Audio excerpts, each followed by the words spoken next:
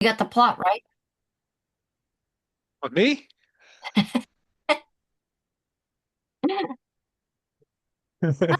Gosh, welcome everyone to Ride the Stream. If you're returning listeners, thank you very much for keeping us in your ears every Friday morning at 9 a.m. Eastern Time. We are working our way through the first season of Falling Skies, a 2011 series. That's when it originally aired. I am joined by my very dear and close friend, Travis. How you doing today? Right back at you, by the way. I'm doing well. We talked offline. The weather has shifted, and like it does in Maryland, it goes from one season to the next, but it kind of skips. So we go from winter to summer as we're nearly nearing 80 degrees this week compared to I think was it 40 degrees maybe the previous week. So And snow and yeah, ice and yeah. all that stuff. Yeah. Yeah. How are you doing? Look. Oh, yeah. Doing all right. We had our own little cold snap, which hit down into the 70s, because we are definitely more spring here in Arizona. And of course, the big talk right now is that next week, late next week, we're supposed to have a big heat wave of over 100 degrees. And it's only mid-March. So I think that brings new meaning to Beware the Ides of March, I guess. I'm not sure. But anyway, buckling in for some early hot weather. Um, Hopefully it won't last too long. I do like warm weather, um, to a certain extent, but I'm not sure about 100 degrees in March. Yeah, that's quick. Yeah, yeah, yeah.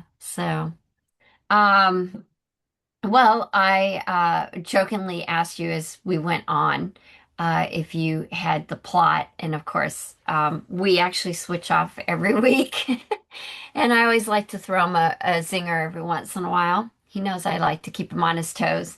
Yeah. I actually do have a plot, uh, I was like, oh crap. or we can just kind of go off the cuff, but I do have one prepared. Uh, But I will say I do try to keep it kind of high level, and I really did that today. I don't know about you, Travis, but I must have had about 2 pages of notes, writing through all the things that were going on. I mean, we are just like, locomotion, through last week's episode and this week's. Just the pacing has been so fast, yeah. uh, and just so much going on and so much to process, that I really just kind of kept it high level because there's definitely a lot to talk about in this episode, and I didn't want to repeat because I know it's going to come out as we talk through different scenes, Yeah. different events that are going on. So I did try to keep it kind of have high level and kind of focused on the main storyline this week, but I know that we'll dig into those nuances. So. If you are ready, Travis, I will go ahead and get started. Yeah, let's do it. All right. Well, here we go. Is any place really a sanctuary, especially in the context of an alien invasion? Falling Skies Episode 6, titled Sanctuary, Part 1, opens with Dr. Glass checking up on a passing family's son, only to then be held at gunpoint, attacked, and robbed of precious medication. Very quickly, Weaver, Tom, and Mike are following the family to take back the medication. They run into a man, Clayton, who is part of the Seventh Mass, which was decimated recently by the aliens. Clayton brings important and worrying intel that the aliens are targeting areas where with kids because, as we know, the aliens harness kids and use them for slave labor. Clayton offers to take the second mass's kids to safety further north in advance of the community's own move if the third mass does not arrive to support the second mass's defense. In anticipation of the arrival of third mass, our community is bolstering their defensive lines. However, under the cover of darkness, a lone mech breaks the community's defense, killing a sentry, Parker. Jimmy was with Parker at the same post, and he narrowly escapes, only to end up in a skitter's clutches.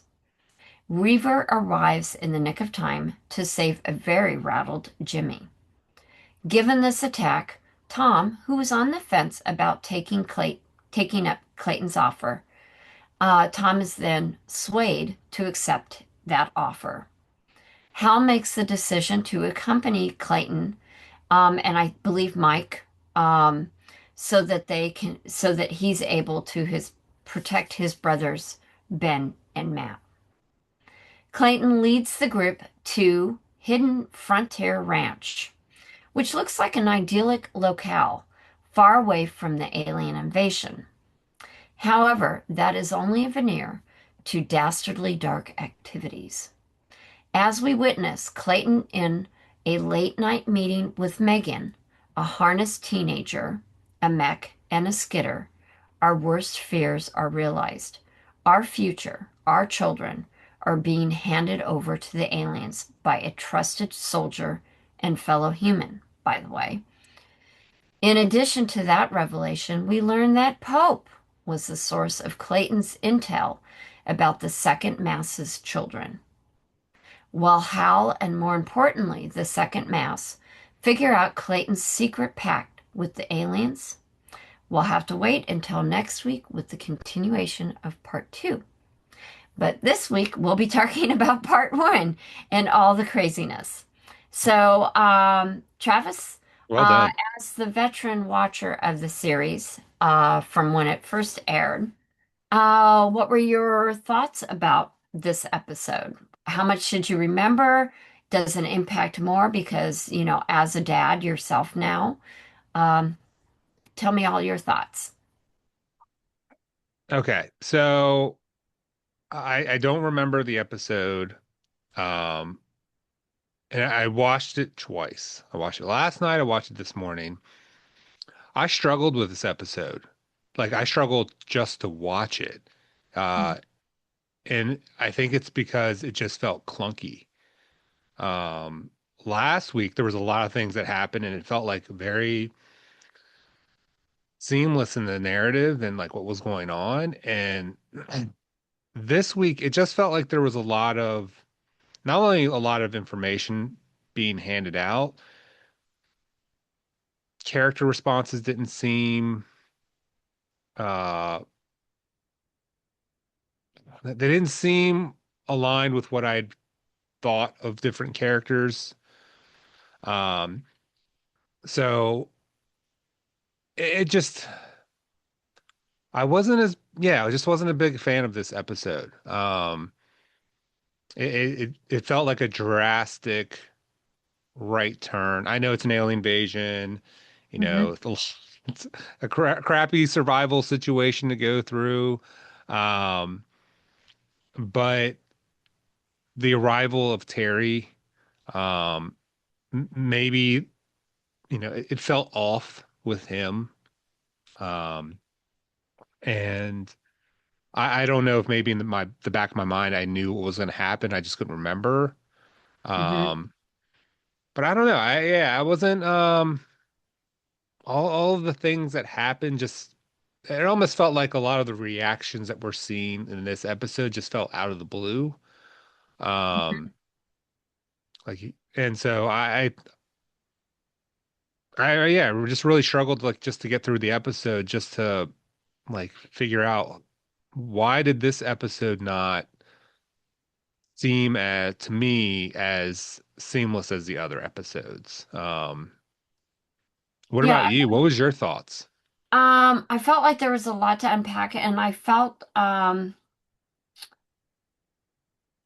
I felt off kilter, and I believe the reason because we were getting so much intel and it was kind of confusing. Like we were only getting bits and pieces of what Clayton Terry, I guess that's his full name, Clayton Terry, I guess is his name. Um, the fact that, he's talking about the seventh mass and he's talking about the third mass, and apparently third mass is nearby. And I'm like, this doesn't, this sounds kind of odd because Porter was giving us all the information. Like, I felt like he's the big general, that I was really confused. Why does this guy have so much intel that they didn't, that Weaver didn't already know? Yeah. And the fact that they were reacting so strongly in affirmative to what this guy had to say. So I was a little confused by that. And, I felt like their defense, the defense that they have there is pretty strong. So I was also kind of like, huh, how is this supposed community with good, strong defense? They've got a school, they've got the cars, they seem like everything's going well. How is it that one, a family came in from out on the street, so to speak, and Annie's at risk, and gets head butted with a gun or something. She got smacked. Yeah. Um, I did find that kind of like, whoa, can we take a time out? How is this threat so imminent when Weaver and company didn't seem to know that because they've been out and about. They kind of know their area. Yeah. So I did feel a little out of sync with what was going on. Um, That's a good way to describe it. Yeah. That's a good feeling. yeah. And Or I yeah. yeah, and I'm kind of thinking, well, maybe that was intentional because of the bigger reveal towards the end of the episode that we find that this guy is actually got some sort of agreement with the aliens to provide kids for slave labor. Um, and, I honestly wasn't putting together everything or why I was like, what the heck is going on? Why does it feel odd? And I think it's because with my watch last night, I put together that everything was a veneer that this guy framed for Weaver and company to react to. And it was like watching it again and seeing that, okay, why would a lone mech come and prod the defenses so a skidder could get in? Why? And yet the mech left. So, and yet the mech is very strong. And mechanical, so why would it leave? So, on this rewatch, I realized, oh, because maybe I'm Johnny come lately, but I'm like, because that was the bigger plan. Clayton Ruse. is Yeah. like, yeah, it was the big ruse, is that he's there, he's going on Pope's intel. Yes, here's the lay of the land. Okay, so they're get the Clayton gives the information to the aliens so they know where to prod a weak link, but without actually really causing a whole lot of damage other than worry to kind of, you know, speed along the decision to move the kids out of the Yeah. community that probably the aliens know they can't get into until they, can get a enemy inside that's creating internal havoc because we really didn't have that. And I think you're right. We had responses because everybody was in a good space. Now suddenly it's like, oh, well, now there's discord within the community. Our kids are creating a target on our backs, because they want our kids. Well, that creates disharmony because not everybody that's in the community has kids. They may have lost kids or they just don't have kids. and now your community is being targeted because of your own kids. And it makes me think of like, World War II. In, the UK, they moved their kids out to the countryside, or, even further, they, emigrated over to Canada for a while, and things like that, moving the kids so that way, you're not worried about your children. So Yeah. I do feel like I think it was an intentional opportunity for the writers to create discord, and a disjointed, fragmented situation that put everybody out of step, including us as viewers. Yeah.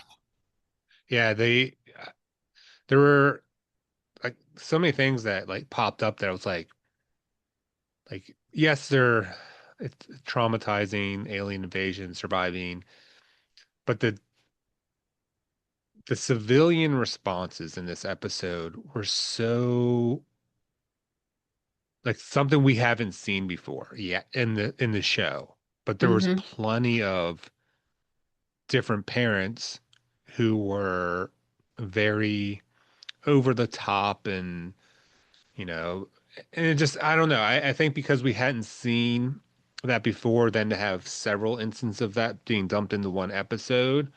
Hmm. Um, but going off what happened, uh, I mean, I think how do you unpack like it's kind of like last week, there were so many things that did happen. Um, and one of the biggest things I think is Ben's normalcy. Like he's kind of like got the harness off last week, right? Hmm. And now he's like, so we don't know, was there a span of time between last week and this week? Because he's doing 100 push-ups or was it like, hey, he's weaned off whatever medicine was being pumped through the harness and now he's normal. Because with Ricky, Mike's kid, like, Yeah. he seemed a little more, you know, in a daze when we saw him after the harness was taken off. Again, that could be like an indication of how long the harness was on him. Maybe it had an adverse effect from, I don't know, but it just felt like uh, we got to see a lot of Ben. Uh, you got to see like some of his personality, what he's like. But then you hear Hal talking about him, where it's like, oh, it's like he's a completely different kid. Um, how did you take seeing Ben, quote unquote, normal in this episode? Like, was it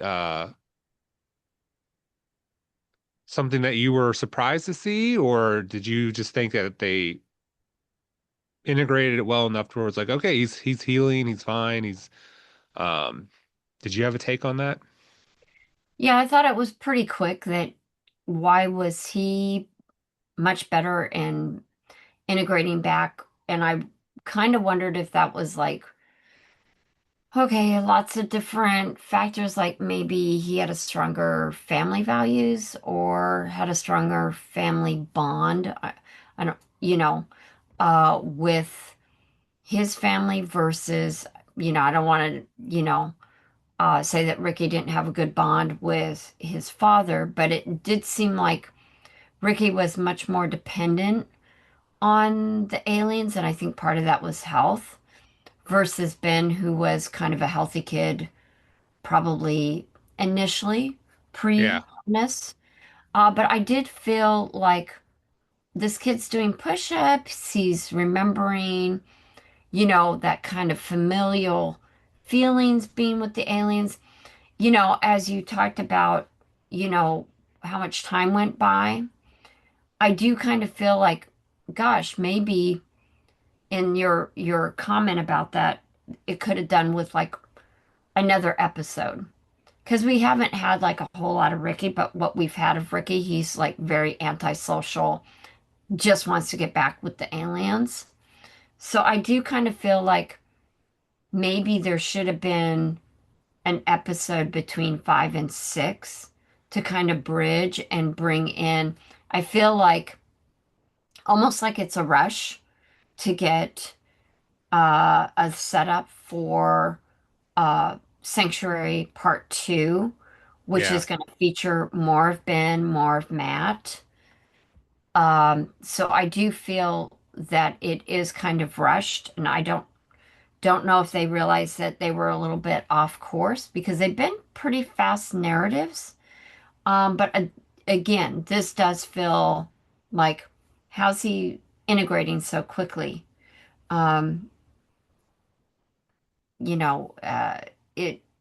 I kind of feel like we needed a little more time to get reacquainted with Ben, and we seem to have, like you said, we've got a lot of Ben in this episode, quite a bit more than, you know, previous ones, of course, because he was missing and all that. But I think having an intermediary Yeah. uh, episode would have been helpful to kind of build him coming back to normalcy, weaning off the medicine, because weren't they giving them morphine?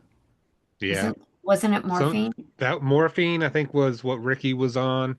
I don't know. Maybe they switched to heroin for Yeah, maybe, after they got all those maybe. trucks last week. Yeah, I don't know, but I do kind of feel like, yeah, the setup is too quick. So it does feel, again, adding to the disjointedness. Another thing that also struck me odd, even though we've had hints of it, is when Annie reached and held Tom's hand and he responded when the kids were taking off. And I Yeah. understand, that's, an emotional moment. Annie's got doesn't have her child or her husband anymore. Tom is letting go of his kids. All three of them are leaving. So he's by himself. So I know it's an emotional moment, but there's been other emotional moments and they haven't touched before or hugged or anything else. Yeah. So I did find that was kind of a, okay, they've been hinting at it. They've been flirtatious. They've been, helping each other out. There's definitely a love connection, but I was really surprised when that happened. Yeah. I mean, holding hands, I guess people might think it's not a big deal, but I think it's a really good sign of affection. And I think that's maybe the way to describe this episode. It felt like a lot of stuff felt forced. Mm-hmm. Um, Even that moment, like she holds his hand and then she leans her head on his shoulder, like, and even like Tom letting his kids go felt off,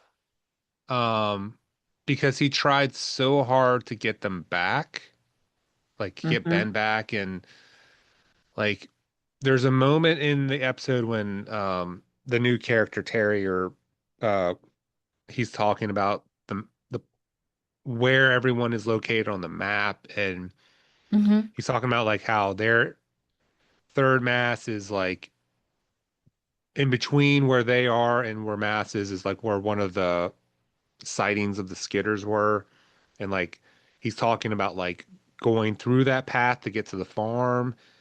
And there's a moment where Tom kind of looks like he's like, he gives this look like, well, that doesn't make sense. Like there, it's like wheels are turning, but he Yeah. never vocalizes it.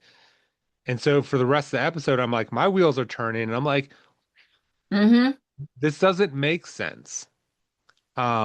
And with, you know, Annie and Tom, holding hands, as light as people might think that is, I think it's a big deal. Mm-hmm. And it comes on the footsteps of a situation where it's like, God, would Tom just do such a thing without finding maybe an alternative plan? I mean, I know they're going on off of information that they think are orders, but um, I agree. I think another episode would have helped. Um, I think it would also help explain this sudden, like, you know, Razorback commentary from a civilian towards Ben. Yeah, Like, where did that's that true. hatred of like kids coming Yeah, back home come from? Like, that felt forced and dumb. I was like, what? Like, why? I don't understand that. Like, yeah.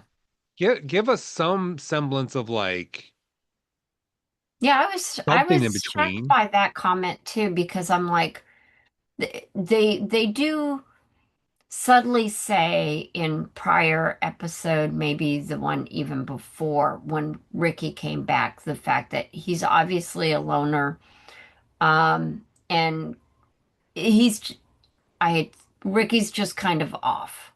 You know, he's got emotional scars that he's dealing with. He doesn't want to be there, and the community only has that to go by.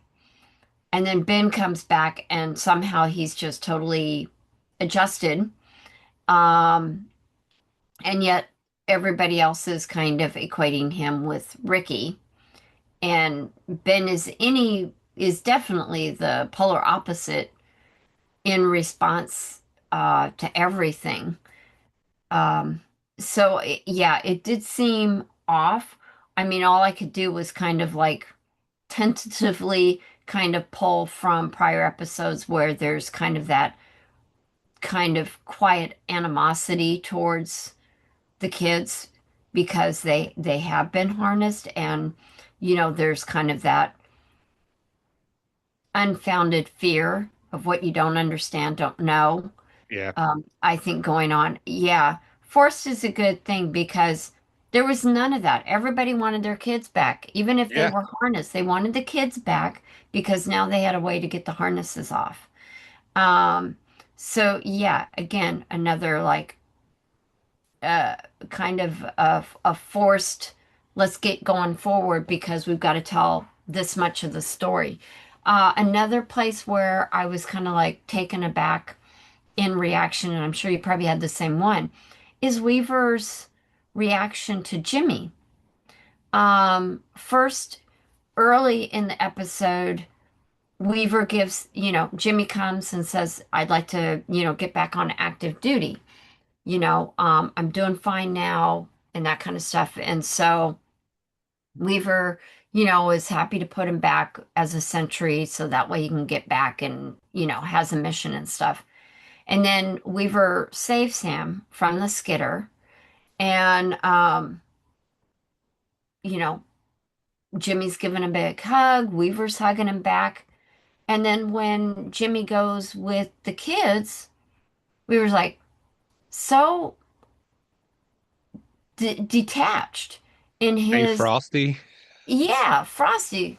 And I can't even remember what he said, but I was kind of like, what happened? What Yeah. happened from the I'm a little confused now. I know he was thrown off by the hug initially, but he held him and he's like, it's okay. So he even called him son. Yeah. And you're right. It was like he was so "Arr, handshake You know, and it almost feels like the responses that we were seeing are responses that probably, with more context in another episode, would have made total sense. But yeah, because we did not, as an audience, have context um, for a lot of these responses in this episode. It's like it's like the record skipped and we missed part of the song. And now it doesn't make sense because we're like, well, this reaction doesn't make sense, for what's going on prior. Yeah, totally yeah, agree. no, It does feel off, but it was still a fast-paced episode and a lot going on. And of course, a lot of double crossing and, the fact that kind of at the crux of it is the fact that you've got a human who hasn't been harnessed, an adult. Why is he helping the aliens? yeah, Does what is his motivation to help the aliens by giving other kids to them? And now we see this Megan who is talking for the aliens. We see that, and that's the second time because I think Ricky was the first. Um, and now we get more of a bridge because, the skitter came up and, she's talking for them. So we get a little more information about that, but I'm still like, why the hell is a human helping the aliens?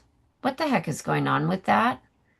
Yeah. And does everybody at that ranch know what's going on, or is he secretly doing something that I was they don't wondering that know too. about that? Yeah. Like, was everyone at the ranch involved?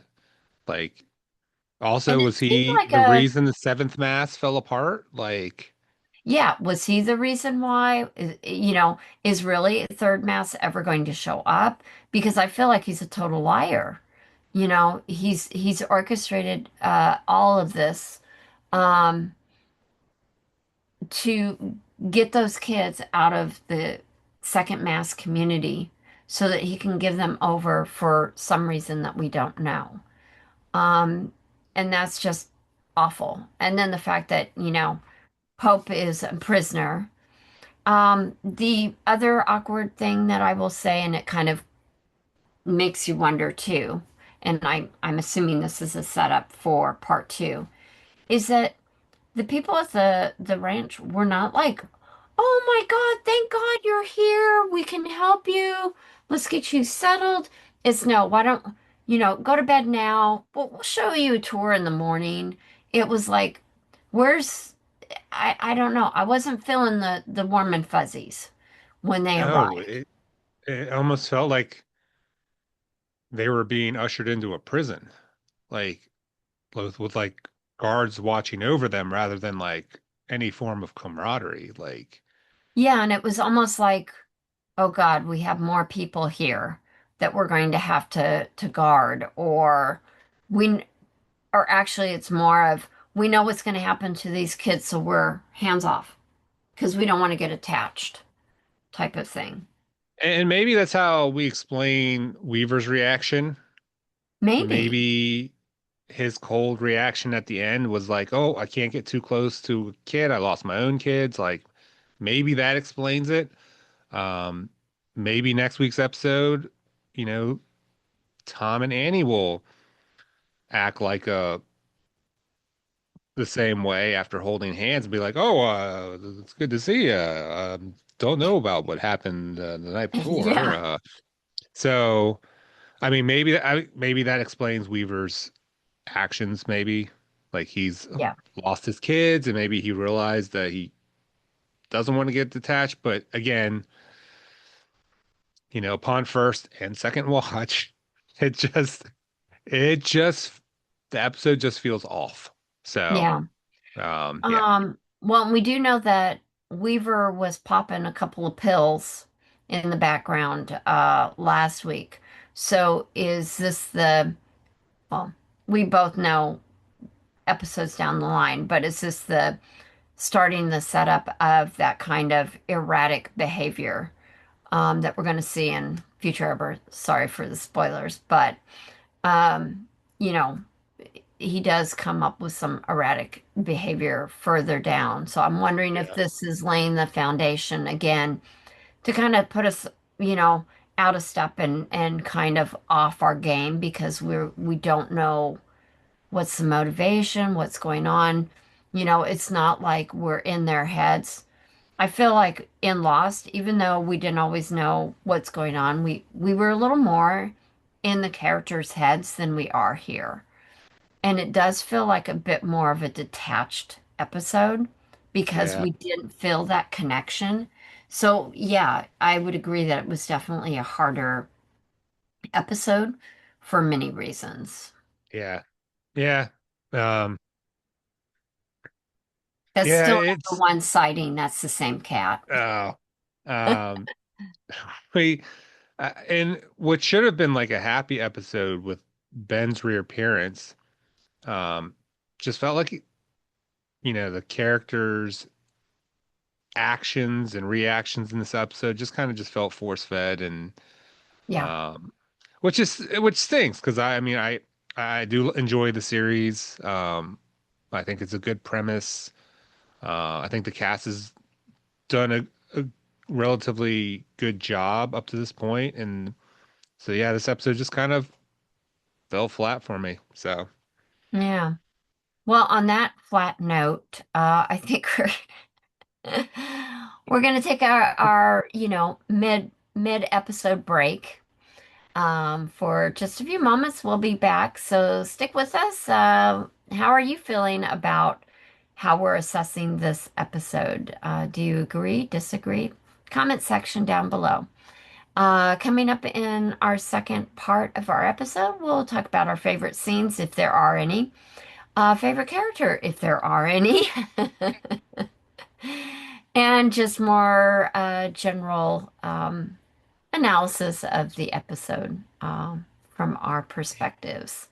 So, with that, we'll be back in a few moments. We'll see you shortly. hey everyone, it's Travis with Red Stream. Just want to say thank you for watching this video, and just here to promote our channel. And want to ask one thing: if you can like, comment, or subscribe, one of those things, that would be amazing. That's all I have, and we'll get back to the conversation.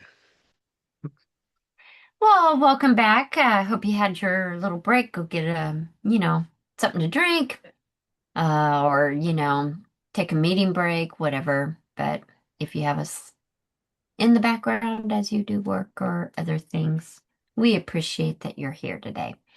And so we're back. We're continuing our discussion of the awkward and disjointed episode 6 called Sanctuary Part 1, in which we are discussing that the characters are not behaving quite like they seem on bad intel, no less. And we're both kind of feeling like maybe we needed another episode to kind of get us to where we're at today, with regards to the reactions For by our sure.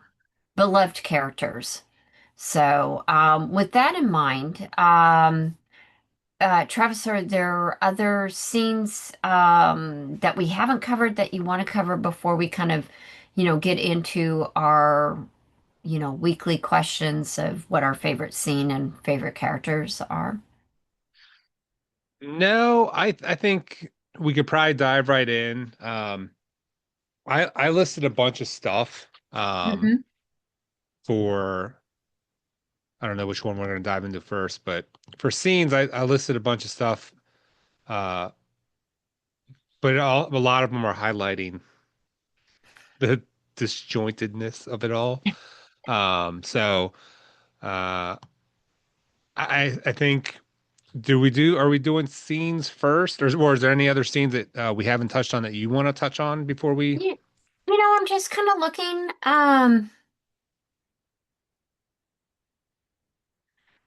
We've talked about quite a few.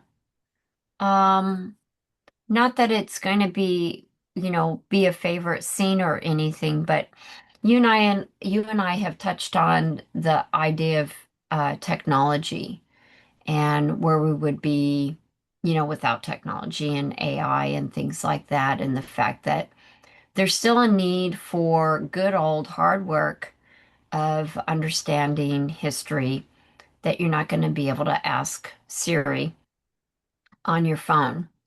And that's highlighted briefly when Tom and Sam are walking.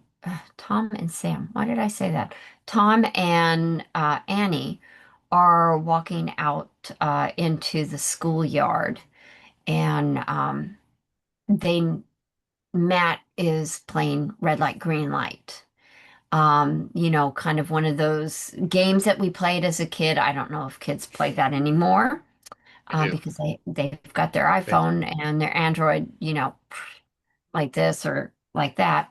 But Tom and Annie even comment that without technology, the kids are relying on, good old-fashioned imagination and things like that. And I actually kind of like that scene. I think it, you know, punctuates and emphasizes that they don't have technology, and so they are having to kind of, go back in the vault of nostalgia and vintage games to play because you don't have, you can't be playing on your phone.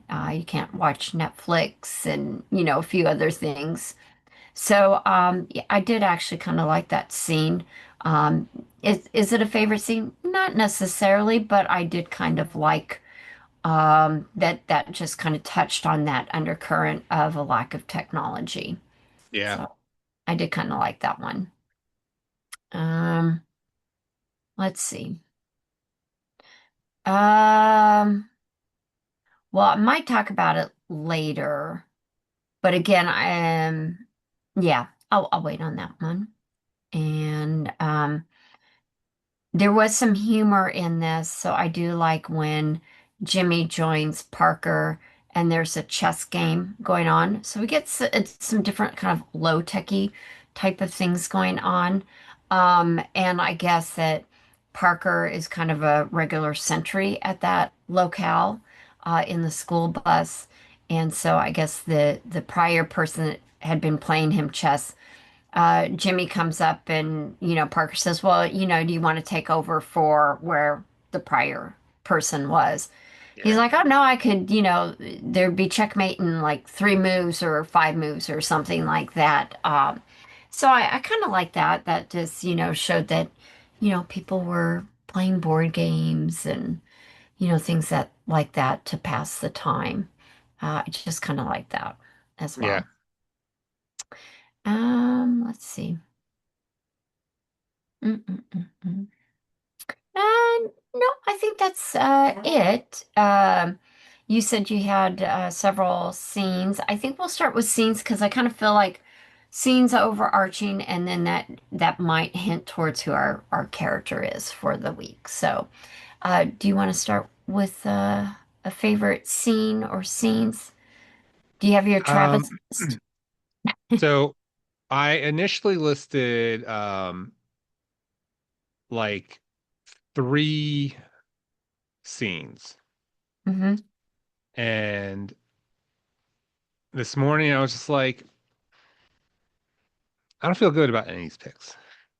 So Okay. I decided the most interesting, I guess,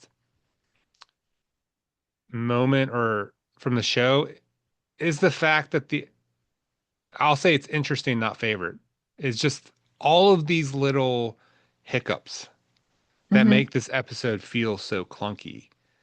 Mm-hmm. And because they stand out to me so much, I just like that's going to be the most interesting thing I take away from this episode are all Yeah. these little drastic shifts that happen, um, which makes me wonder, is that how it's going to be moving forward? Um, so just I'll go down the line real quick. All these like little clunky moments. When there's the discussion after the Terry guy says, "Oh, we need to move the kids ahead forward," and Mm-hmm. Tom's like, "The hell you are!" And then when they're outside of school, Anthony comes up. He's been one of the central people and groups who go out and Mm-hmm. scope whatever, and he's literally talking about letting that happen because he's been very protective of Matt before, and so I just felt like that was kind of out of Mm-hmm. nowhere. He was very downtrodden, like luck has been short supply, and Dr. Glass being attacked was weird. The sudden hatred of harness kids, Ben being seemingly normal despite Hal saying he's changed. I, Mm-hmm. I highlighted the red light, green light scene because the kids are playing in such a small section. And after like Matt says like the first red light or green light, red light, like two kids are like this is nitpicking to hell. Are literally like right on top of him. And like the point is to try to touch the kid. And they're literally there and he keeps doing it for several more rounds. It's like, was that just like an add-on scene just to make it seem like they're trying to be like That's someone who, as of I think it was in the fall, my kids, along with some younger kids wanted to play the game. So Hmm. I know it's still a thing. So I was just like, and when you get seen, you're supposed to go back to the starting point. Like if you're seen moving, you're supposed to go back to. So I that's a nitpick. The tension among the civilians. Um, the what is it? The last thing I'll mention is the when Jimmy comes back after the attack from the bus into the school.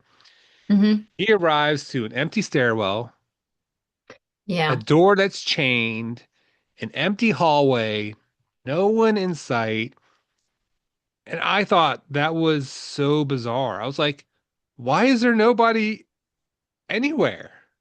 And so I that's another scene where I felt like, did they just create this scene just to have this moment with the skitter and then Weaver comes to the like so and that's the That one last one was I'll weird say. But too. yeah. Yeah, I initially I thought, is this like a dream sequence? I really was, and then I was like, no, I don't think he's dreaming. Yeah, that one was a weird one. And again, I think your insight into it being a forced episode for a lot of different things, I think again, is it in that instance as well. Because why would something be locked and why wouldn't you be using all the school? There's never been any mention that, like, oh, well, let's lock down the East Wing because we're not using it or something like that. You have 300 people. You need that entire school. So I too was like, where the hell did he go to? And why did he Yeah. run to an abandoned part of the school? He would know. It just made no sense to me. And how So and if you were gonna lock off a section of the doors, wouldn't you have locked off the access to get into the building from that area? Like you'd so think, it's like the big reveal in that stairwell is seeing the shadow of the skitter behind him as he's like calling out for people, asking where people are. It's like, yes, where are people? Like, yeah. like, what are we doing? So that's my most interesting scene is just the variety of Hmm. weirdness in this episode. I What about did you? find, well, kind of piggybacking on that particular scene, I did find it interesting how they paralleled that Mike was showing the picture of the Earth to the Skitter prisoner. And then in this scene, you've got the Skitter has a hold of the Earth. Doesn't look the same, right? Because there's no clouds on it. It's meant, it's a school globe, but, and he just crushes it. Yeah, um, which I thought, well, that was actually pretty good piece. I kind of liked that bit. Um, I thought generally the scenes related to Margaret bringing Annie a gun so that she could protect herself, I thought also felt a bit hollow. I mean, I do understand. I can empathize that if you've been attacked that you feel vulnerable, but that also goes against her very fabric as an individual, I feel, for her to take up arms, given her profession. So that I think I needed more time to like really buy into that kind of reaction for me, given the way Annie has been, I yes, agree with that. can show um, fortitude and strength, but I think she does it in a way that is uniquely her, and for her to like take a gun, and then for her to seek out Margaret to teach her how to learn to shoot, and Annie's like, I don't think I can do this, and I'm like, okay, that's ringing true. But then in the next instance, Margaret tries to say, well, think of your loved one or something like that, and she shoots it off. And I'm like, maybe, okay. Um, but then Margaret jokes how it's like a credit card. A gun is like a credit card. Don't leave home without it, type of thing. And I just was like, that was a hard one. And I'm like, I think equating those two together, particularly given this was 2011, and just generally we've had a rise in shootings in schools and obviously everywhere. But I that didn't sit well with me, to equate those two. Now I'm not, and I'm going to be totally honest. I kind of chuckled right along with it. Don't leave home without it. Your credit card. Yeah. And your so don't leave home without your gun. And I chuckled, because in the context of the show, you're in an alien invasion. I totally get it. Um, but I also felt like maybe that wasn't in the best taste, even in this kind of show. The one that I did kind of think interesting, but it also shows some flaws to Hal's personality character, is when he tells Tom that he and Ben were had argument. And the mom comes in and says, hey, you're supposed to be watching out for each other, type of thing. Yeah. Um, I I liked it, but I kind of felt like Hal all along had his brothers wanting to protect his brother. So I feel like, again, I kind of feel like he would have wanted to go and be with Ben and Matt as kind of the Yeah. surrogate dad to be with them. So I'm kind of like, well, I'm not sure. Maybe that was a little bit of a wasted scene to talk about Six Flags and the fact that Ben and Matt, I think both threw up on Tom or something like that. And it's meant humor, lightweight. Here's this picture. You hold on to it, Hal. Um, and then he's like, "Oh, here's your picture back. I'm going with you guys." I'm kind of like, I don't know. I feel like that was almost kind of a wasted effort. And again, that kind of forced to kind of keep moving the story. Yeah. So, yeah, that one was interesting. Again, I like the family feel, them all hugging and stuff like that. And you almost kind of have a repeat of that picture from towards the end of last week's episode where they're all together on the bed with Ben and they're hugging and they're kind of all together. And this picture kind of solidifies that again. Um, so yeah, um, those were kind of my kind of standouts. Um, either like, or okay, but yeah, again, just a little hard because I didn't really think any were particular favorites that like really helped me to like, wow, that was a powerful moment. Yeah. Yeah. It didn't stay and resonate.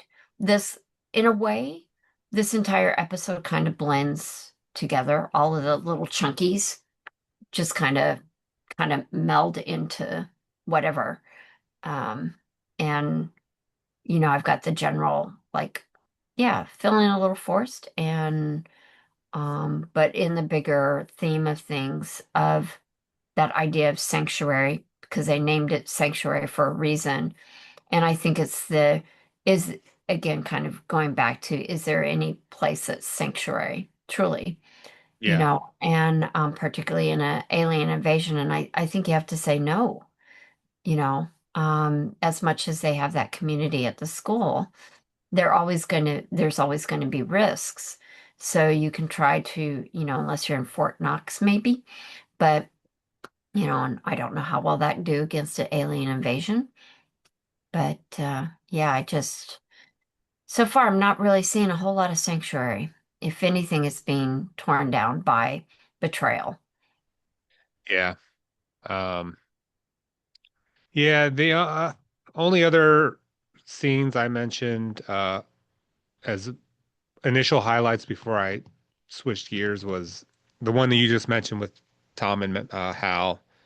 Hmm. Um, uh, I mentioned Terry's deal with the enemy and also showing Pope at the end of the episode.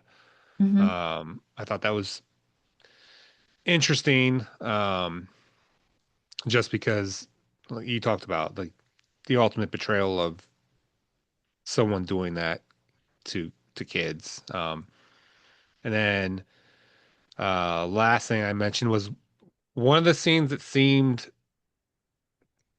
genuine, like it was just a brief moment when Hal does return the picture to Ben, Hmm. and he tells him, and Ben asks, "Oh, wait, are you coming?" And there seems like there's a smile on his face that seems like he's genuinely happy.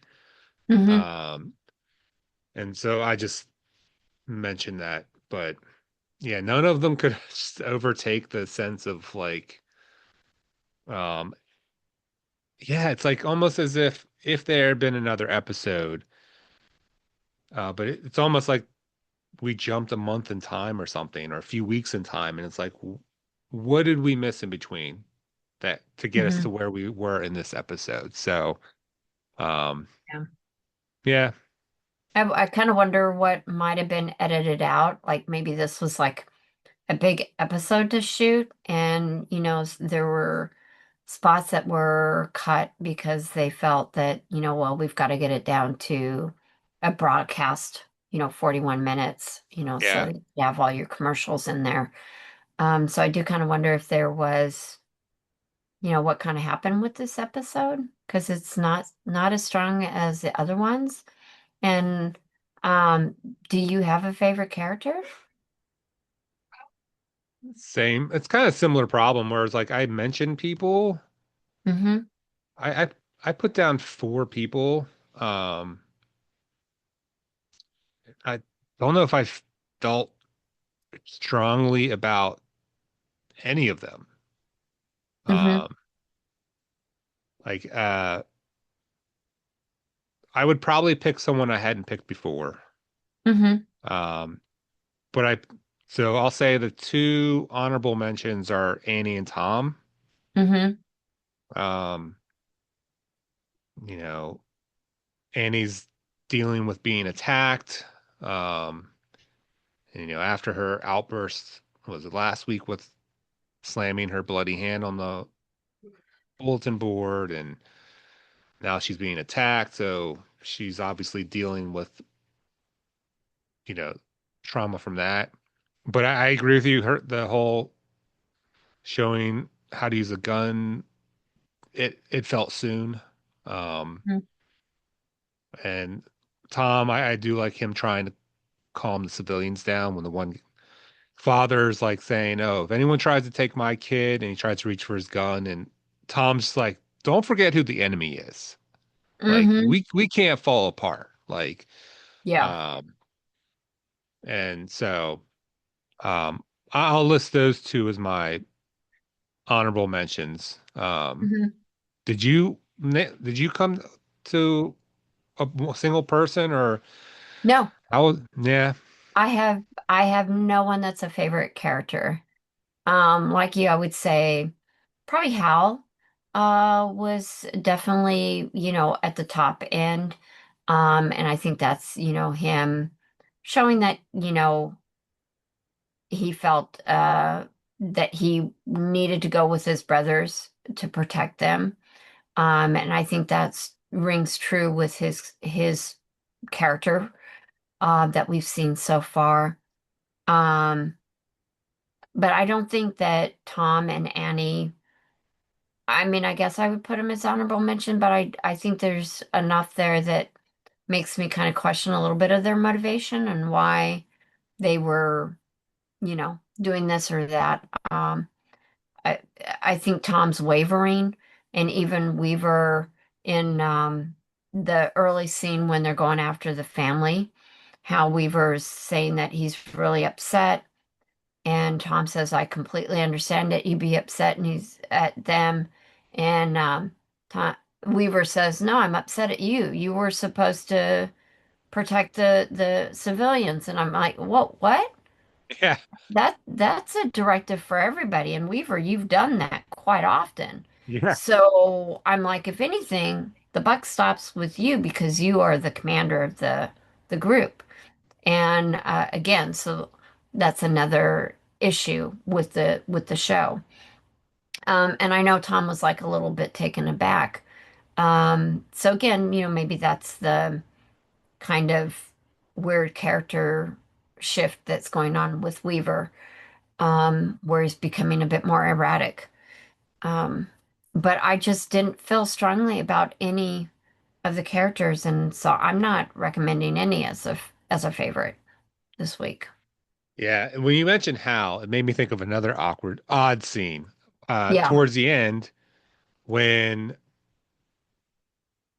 the kids are being led, they have Terry, they have three support people, including Mike, and well, Hal would be the fourth. And they're coming up to a straight road with a T branching off, Hmm. and they're supposed to go this way. Yeah. And Terry's like, "All right, we're gonna go this way through the woods." I'm like, and his response to Hal when Hal questions, like, "Hey, aren't we supposed to go this way?"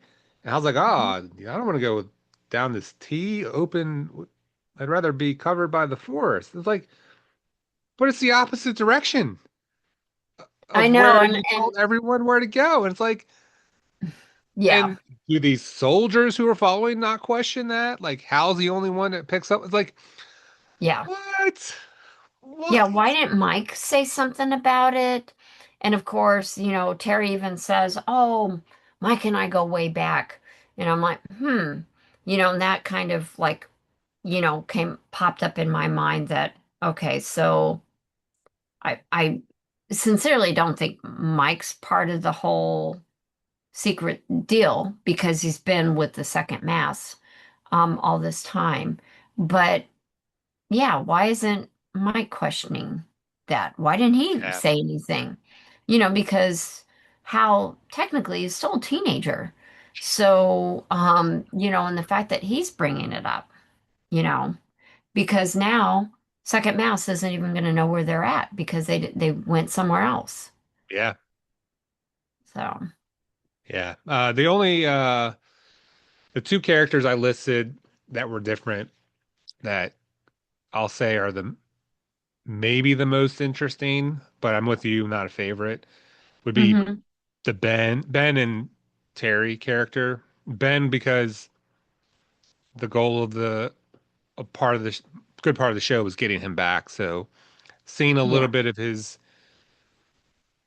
his behavior, I guess, was good to kind of get an idea of what kind of kid he is. Although Hal questions him being the same, and then Terry being, I keep thinking of the first Mission Impossible, and I keep thinking of uh, the character that Terry plays in that movie. Oh, I is can't this think of his. this guy from that movie? Yeah, I think he's like supposed to be in charge over the whole uh, mission team. Oh, okay. Um, I don't know if his name was Kittredge or I don't know, but in that movie, it was always like you could never tell, is he a good guy or is he a bad guy? hmm And so in this episode, I don't know if that was playing on my, I don't know what to think of this guy as hmm soon as he shows up. Again, it could be in the back of my mind. I've seen before. I know something wrong is going to happen.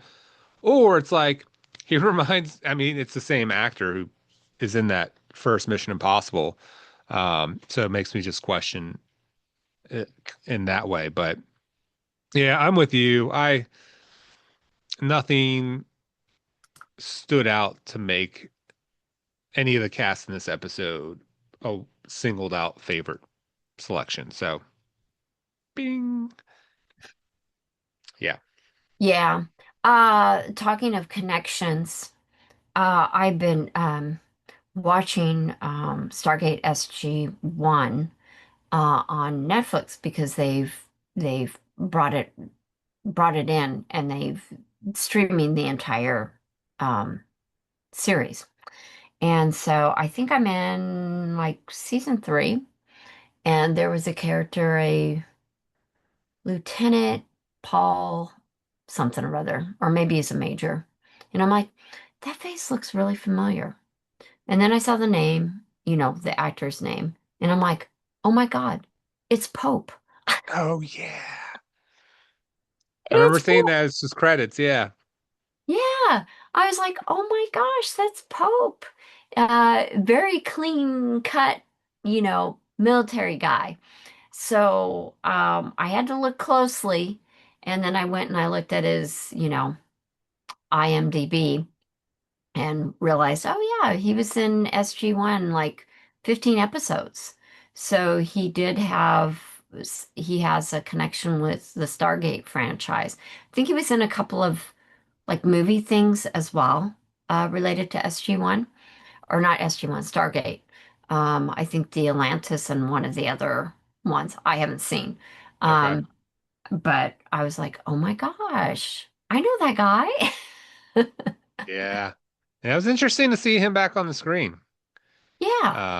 Because now I'm hoping to see that Pope-ness get some Hmm. payback. So, um, I know that we are wrapping up, but just Yeah. briefly, I'll ask you a third question, if that's okay. Sure. Um, with regards to the Terry character, when Yeah. you watched it for the first time, did you have any inkling that he was duplicitous? Um, and also, like, how was your reaction when you saw him like handing the kid over to, which you kind of touched on that part, but did you have any inkling that he was a No, backstabbing SOB? no. The first time that I watched the episode, I was totally snickered. Because I really thought, oh, he happens to be in the area. He was able to help Weaver and company retrieve the medicine. And even going into a rewatch, I thought that I didn't even think about the family being a plant to bring out, like Weaver and Tom and others, and Mike, I think, Oh, there.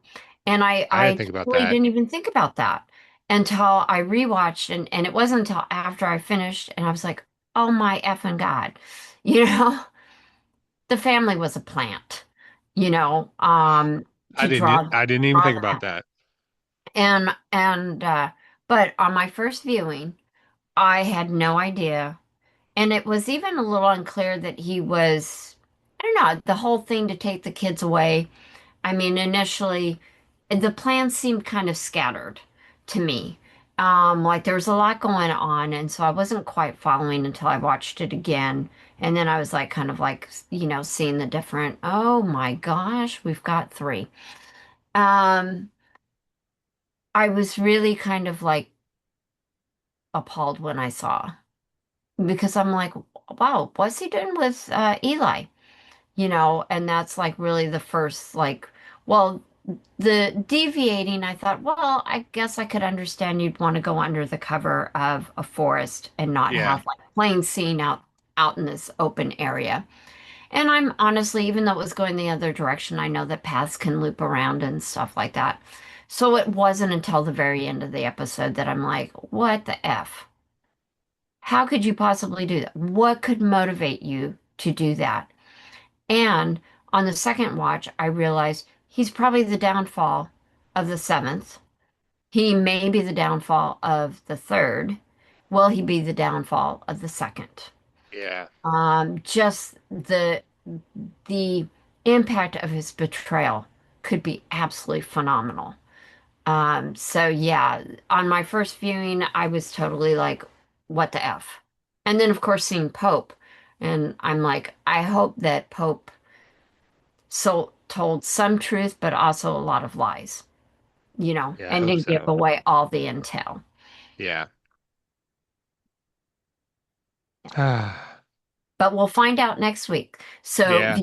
if you're as curious as us about next week and whether we're going to feel the same way or are we going to return to, understanding that the way people are reacting is right in line with what we expect and hope that they are going to respond, and what's going to happen to the kids.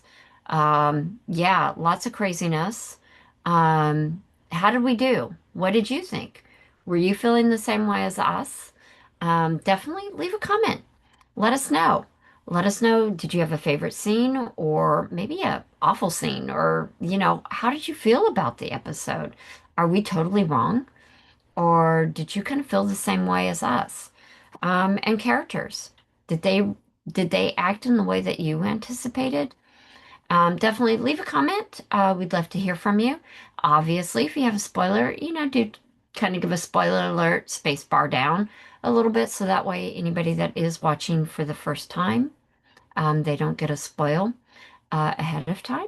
But otherwise, we will be back next week with our next episode discussion on Sanctuary Part 2, which is episode 7 of the first season of Falling Skies. But until then, have a great week. Thank you for listening or watching or both. And if you haven't liked and subscribed, please do so. It does help those, pesky algorithms and all that technology behind the scenes. So we appreciate your support. And until next time, ride the stream.